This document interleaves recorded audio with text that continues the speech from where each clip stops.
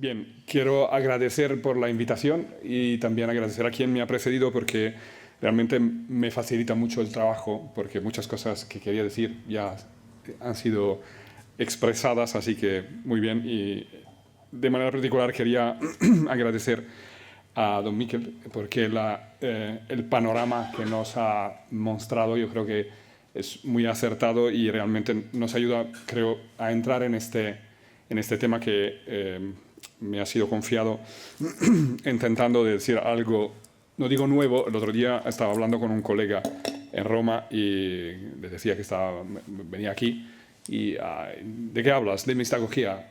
Hay cosas nuevas que decir en la mistagogía. Bueno, creo que no. No hay novedades, ¿no? Pero efectivamente yo creo que puede ser un punto de vista, una ayuda, efectivamente desde un punto de vista pastoral, quizás podemos sacar algunas consecuencias que que nos ayuden en nuestro trabajo, ¿no? ¿Qué es la mistagogía, ¿no? Ya sabemos muy bien que la palabra mistagogía tiene la raíz del misterio, ¿no? El mysterion, que en el fondo es la acción salvadora de Dios que se explica, que se despliega en la historia de la salvación. Y este otro verbo que es como introducir, iniciar, llevar hacia adentro, podríamos decir así, ¿no? Es tomar de la mano a alguien para que pueda entrar en el misterio. ¿Cuándo nace la mistagogía? La mistagogía nace en el fondo en los primeros siglos. Don Miguel antes hacía referencia al siglo III, cuando efectivamente la gente se jugaba la vida, ¿no? Para ser catecúmeno. Y en los siglos siguientes, cuarto y quinto, sobre todo el cuarto siglo, cuando los padres se encuentran con un reto, ¿no? Que es el mismo reto que tenemos nosotros. ¿Cómo se puede decir que un sacramento es algo que es al mismo tiempo igual y diferente del evento salvífico, ¿no? Claro, un bautismo, aparentemente, desde el punto de vista exterior, tiene muy poco que ver con la cruz, ¿no? Con la muerte y la resurrección del Señor. Entonces hay que explicar, hay que encontrar una manera de unir identidad y diferencia, salvaguardando la consistencia ontológica diferente, ¿no? El sacramento tiene una dimensión simbólica, pero es verdad, y el evento histórico, el evento de salvación, tiene otra consistencia ontológica, ¿no? Y también la superioridad del evento respecto al rito. Entonces, en este sentido, la mistagogía es un tentativo, o sea, una manera con el que los padres explican esta unidad, esta identidad y esta diferencia, que están al mismo tiempo. Entonces, el método mistagógico empieza por el rito, por una descripción del rito, ¿no? Lo que pasa es que los catecúmenos, los neófitos, mejor dicho,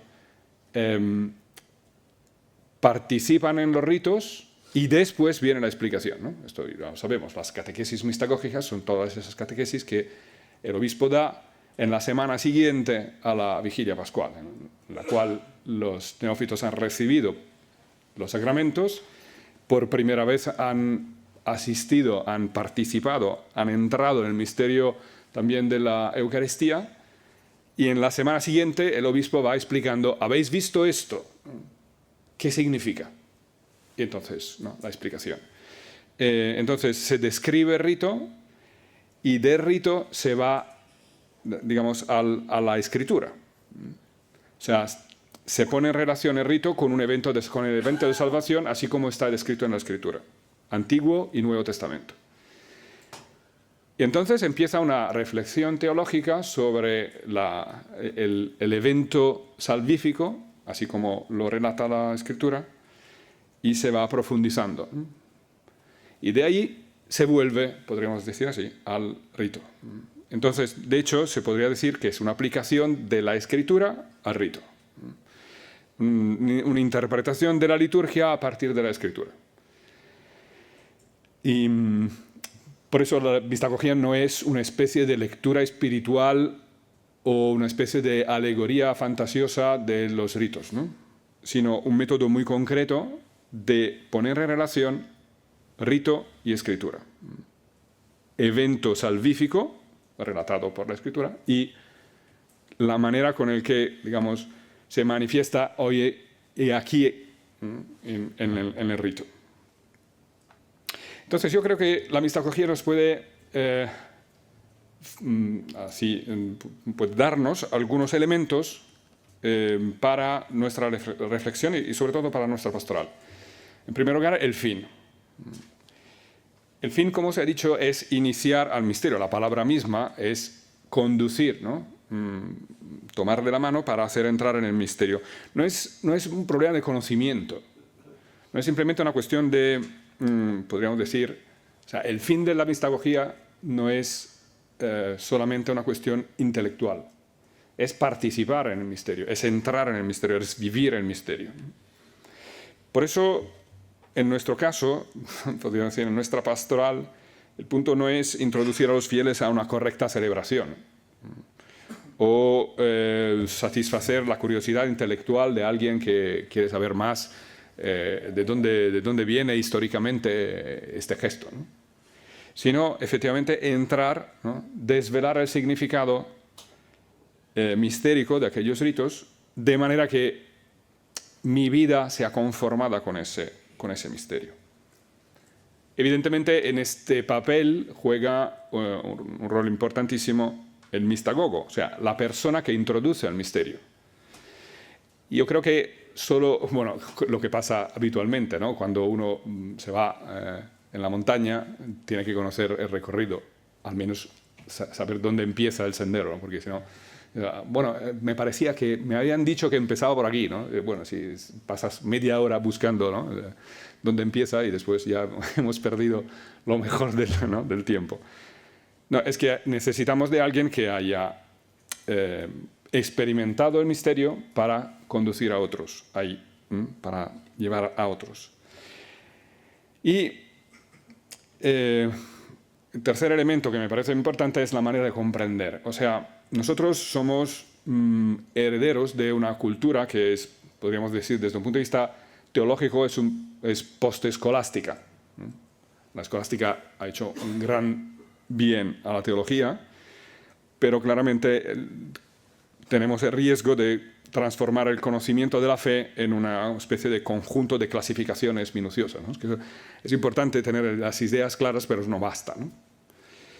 Y análogamente somos herederos de una cultura que es post-iluminística.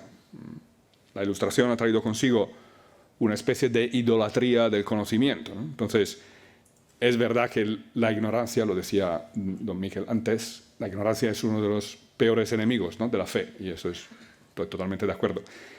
Pero el riesgo es que antes tenemos que dar todas las explicaciones, ¿no? Y después vendrá la vida, ¿no? Antes la catequesis y después la celebración. Como si para celebrar fuera indispensable saber muchas cosas, ¿no? Claro, esto choca también con nuestra cultura actual. De hecho, en la pedagogía hoy en día hay muchas teorías pedagógicas distintas, ¿no? Pero una de las varias tienen en cuenta la experiencia, ¿no? El learning by doing, ¿no? Hay que hacer algo y después reflexionar sobre lo que has hecho hasta llegar a un conocimiento más, podríamos decir, teórico, ¿no? Más conceptualizado, más organizado.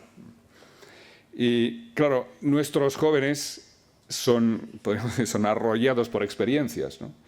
Entonces quizás lo que hay que hacer, yo hablo desde un punto de vista más litúrgico y no catequético porque conozco menos este campo, pero claro, la experiencia, el tocar, ¿no? Antes se hablaba del caminar, ¿no? Del andar juntos. Esto, claro, tiene mucha importancia, ¿no? Entonces yo creo que el primer elemento al que tenemos que hacer referencia son las catequesis, ¿no? Catequesis que introducen al misterio. necesitamos de una formación para la liturgia. Desiderio Desideravi, Papa Francisco, habla de formación para la liturgia y formación desde la liturgia. Entonces, me parece que lo que necesitamos son catequesis, son formación para la liturgia, o sea, no como forma de intelectualismo, como he dicho, ¿no? O sea, no como explicación previa necesaria, pero como competencia cultural. O sea, cuando, yo no sé si alguien tiene esta experiencia, pero cuando uno va en un museo, entra en un museo, habitualmente que sea de cualquier tipo de arte, hombre, un mínimo de conocimiento, ¿no? Siempre me ha... bueno, tengo unos sobrinos que no son bautizados, ¿no? Y que en Italia hay unas clases de religión habitualmente, ¿no? Mis sobrinos no van a clases de religión, ¿no? Entonces yo pensaba, ¿qué pasará cuando entrarán en un museo al mirar las obras de arte que, bueno, la gran mayoría de las obras de arte de Italia son de tema bíblico, ¿no?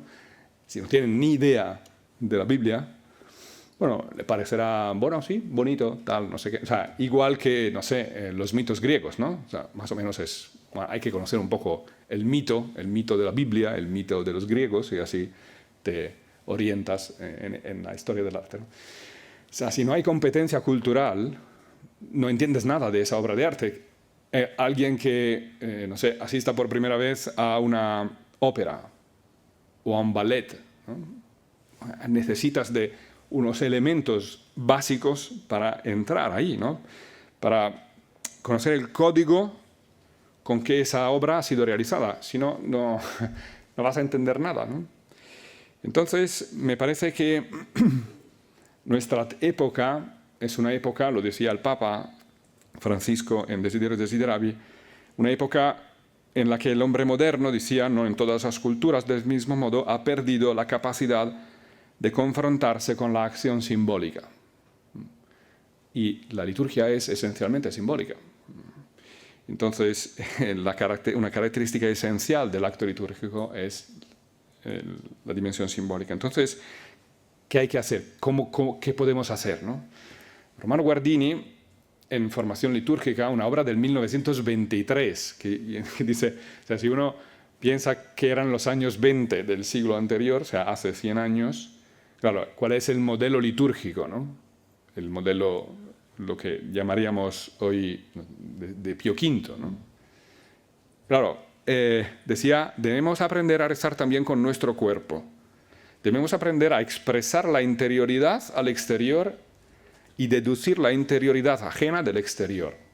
O sea, rezar con el cuerpo uno dice, bueno, que ya lo hacemos, ¿no? Ha cambiado el modelo litúrgico, el modelo ritual, con lo cual esto ya no sirve, ¿no? Y yo creo que no. O sea, el Papa, siempre en Desiderio Desideravi, Papa Francisco hablaba de espiritualismo abstracto, que también salía en las relaciones anteriores, ¿no? Efectivamente, ¿no? Tenemos fieles que son analfabetos simbólicos, o sea, incapaces de entrar y comprender el símbolo, ¿no? Y sería utópico pensar que simplemente para celebrar, o sea, con el celebrar ya hemos formado a estos, ¿no? Hay gente que, o sea, ¿cómo se hace, ¿no? ¿Qué es esto? ¿Qué significa estas palabras, estos gestos, ¿no? No tienen ni idea, ¿no? Entonces, sí, me parece que una formación para la liturgia necesita, en primer lugar, superar el individualismo. Ya salió, pero hay que recuperar, en primer lugar, la dimensión, a mí me gusta hablar de dimensión comunional de la liturgia. No comunitaria y basta, porque no basta con el estar muchos, ¿no? Con el ser muchos en el mismo lugar, sino que hay que transformar esos muchos en una comunión. Lo que decía antes Juanjo Silvestre, ¿no? Decía, unidos o reunidos, ¿no? Efectivamente, muchas reuniones, ¿y dónde está la unión, ¿no? ¿Dónde está la comunión?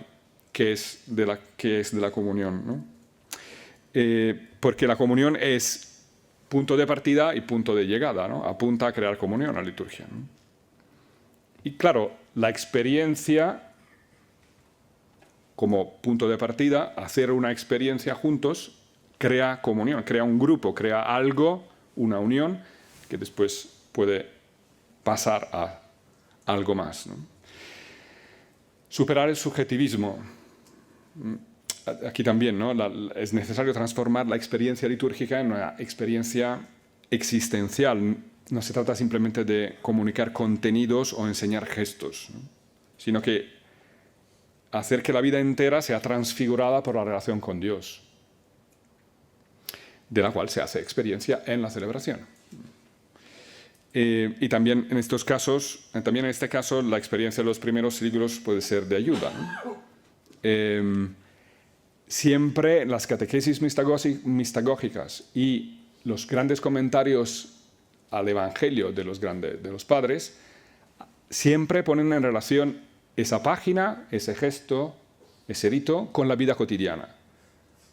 Y a mí me parece que es fundamental esto, ¿no?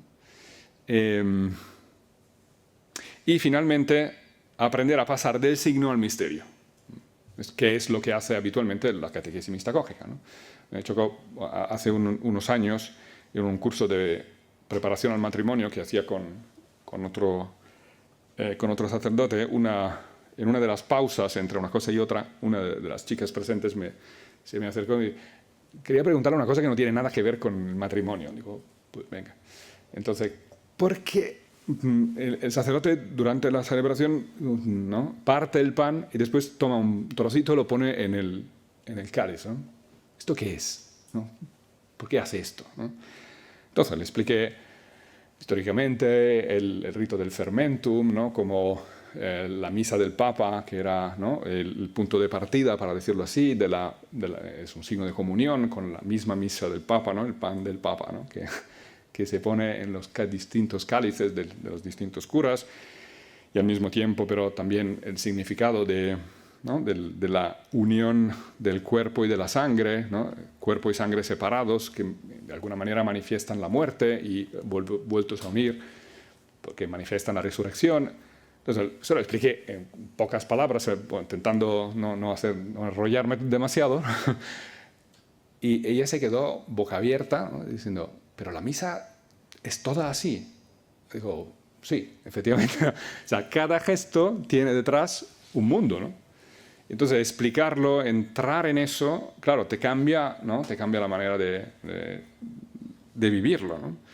Y ¿qué significa, ¿no? La pregunta de las catequesis mistagógicas siempre es ¿qué significa, ¿no? Entonces, necesitamos de una formación para la liturgia que se pregunte esto, ¿no? ¿Qué significa?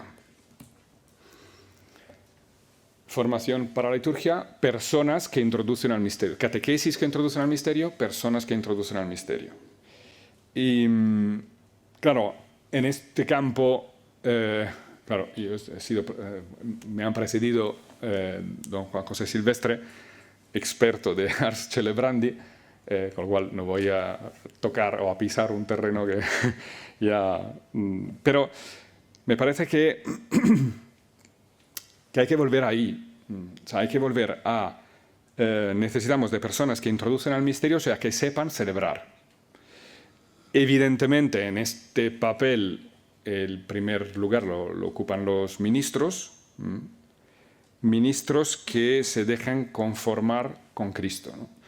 Vittorio Viola, que es el secretario del dicasterio para el culto divino, en un artículo de hace años, escribía esto: el Ars Celebrandi brota de la epíclesis de ordenación. O sea, la capacidad de celebrar no viene de cursos o de... Bueno, no, evidentemente los cursos sirven, ¿no? O sea, no voy a arruinar el panorama, ¿no?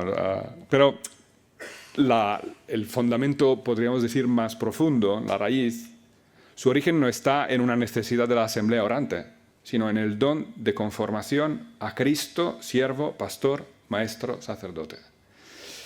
Yo creo que esto es particularmente importante, ¿no? Porque toda la vida del ministro es mistagógica, toda la vida del ministro es servicio, claramente cuando celebra, pero siempre, ¿no? Y no es restricta, ¿no?, a un determinado momento. Y ars celebrandi es también de cualquier fiel.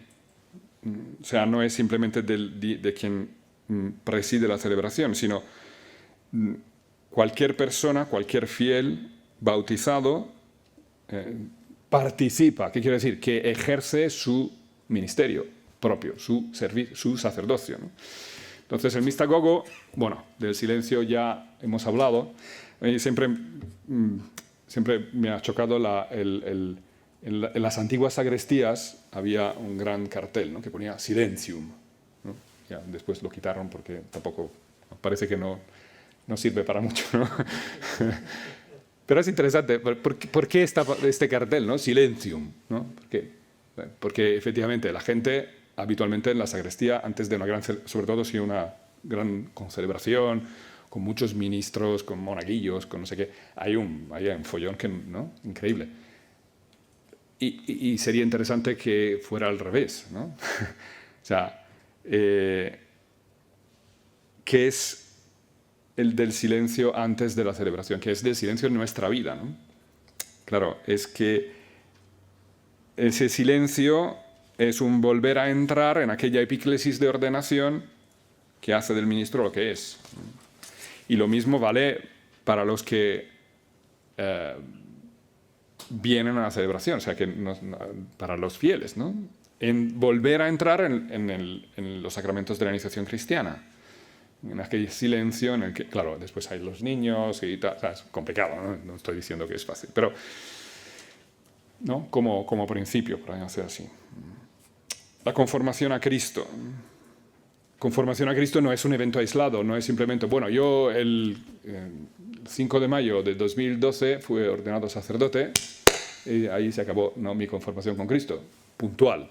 No, evidentemente, ¿no? Es un proceso. Y lo mismo pasa con los bautizados. Conformación con Cristo, por supuesto, pero es un proceso, ¿no?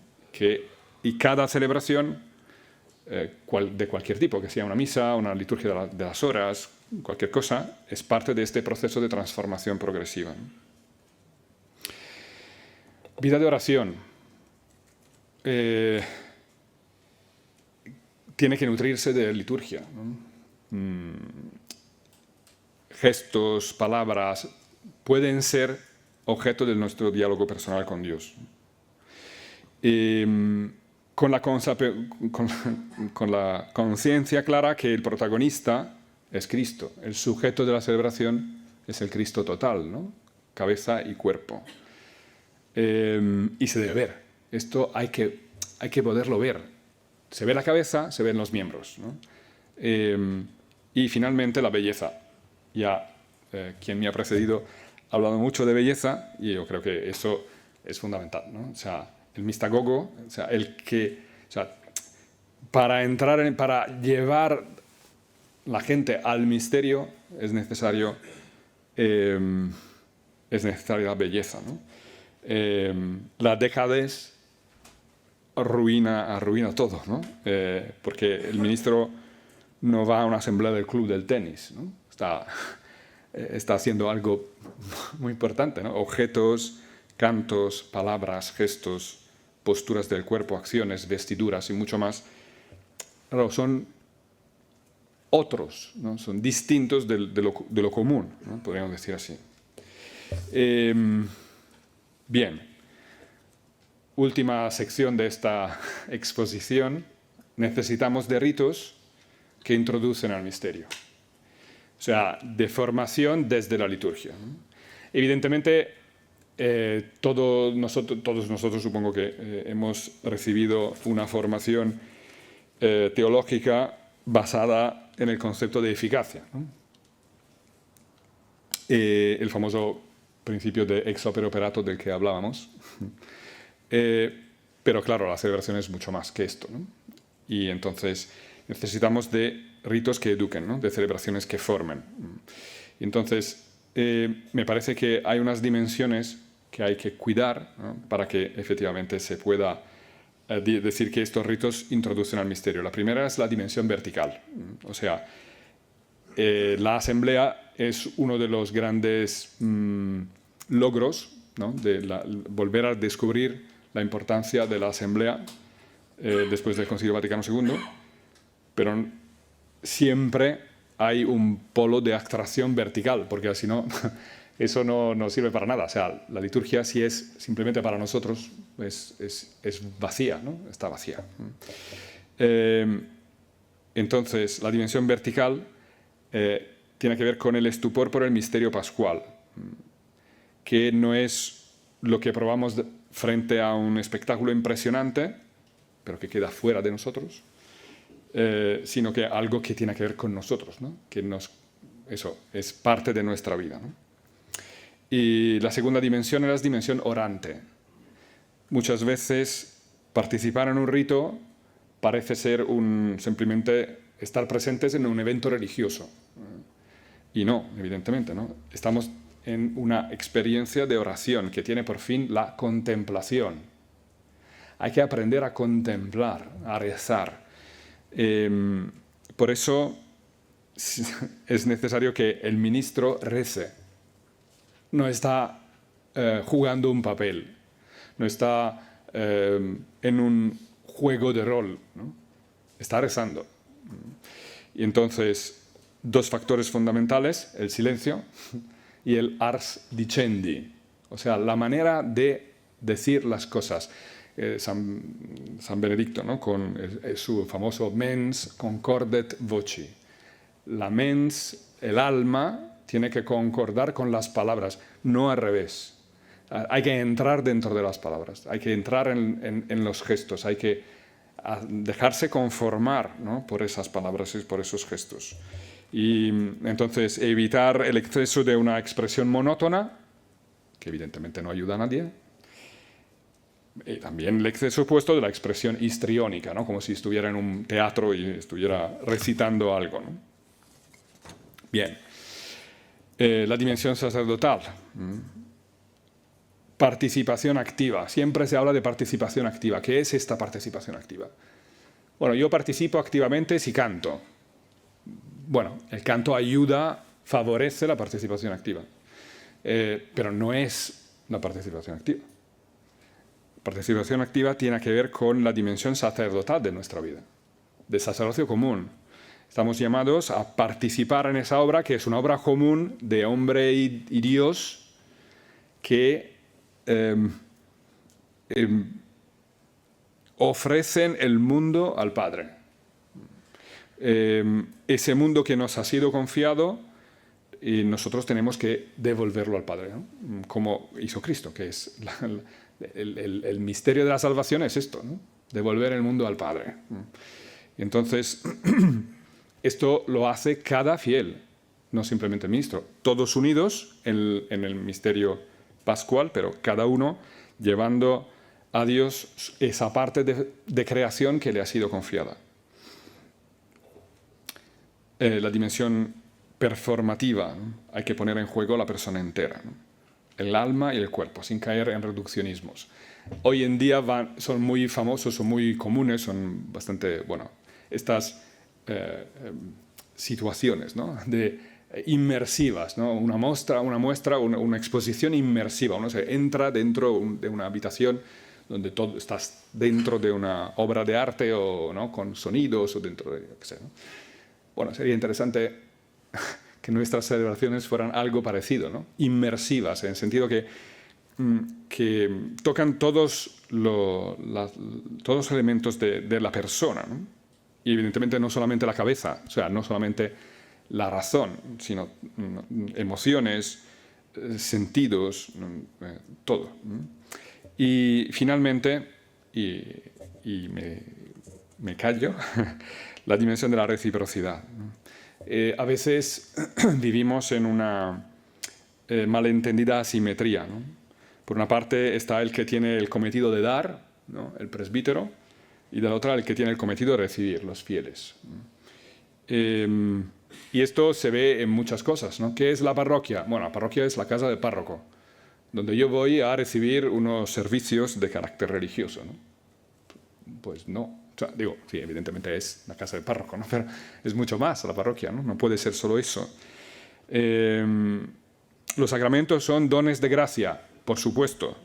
Hemos visto justo antes qué fuerza tienen los sacramentos, ¿no? Pero pero más, mucho más, ¿no? La liturgia no es solamente un lugar donde voy a recibir un don grandísimo. Más profunda y radicalmente, la liturgia es el lugar del encuentro con Dios. Él me convoca para que yo lleve como don a mí mismo y a toda mi existencia, y esta me sea restituida totalmente transformada por el encuentro con Dios. O sea que hay una reciprocidad. Por eso no es lo mismo que yo esté presente o no. Porque evidentemente mi vida, yo tengo que ofrecer mi vida y verla transformada por Dios, ¿no? Entonces, es evidente que sin ministro no hay sacramento. Pero también es verdad que la dimensión comunional de la liturgia implica que el sujeto de la celebración no sea el singular, sino el Christus totus, la totalidad del cuerpo místico de Cristo. En los miembros bien compaginados ejercitan el propio sacerdocio en la celebración y a partir de la celebración, en la vida, viniendo transformados por lo que viven, de modo que transformen después al mundo al que son enviados. Y por eso, ¿no? La Iglesia es misión. En el título de estas jornadas se habla de tiempo de misión, siempre es tiempo de misión, ¿no? Y creo que la única manera de vivir realmente la misión es a partir de esta manera de enfocar la liturgia. Muchas gracias.